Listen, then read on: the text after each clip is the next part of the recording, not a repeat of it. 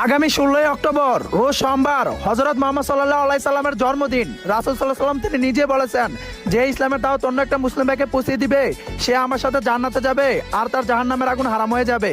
আমি মুসলিম হয়ে আপনাকে জানিয়ে দিলাম, আপনি 3টা কপি লিংক করে অন্য একটা মুসলিম ভাইকে জানিয়ে দিন।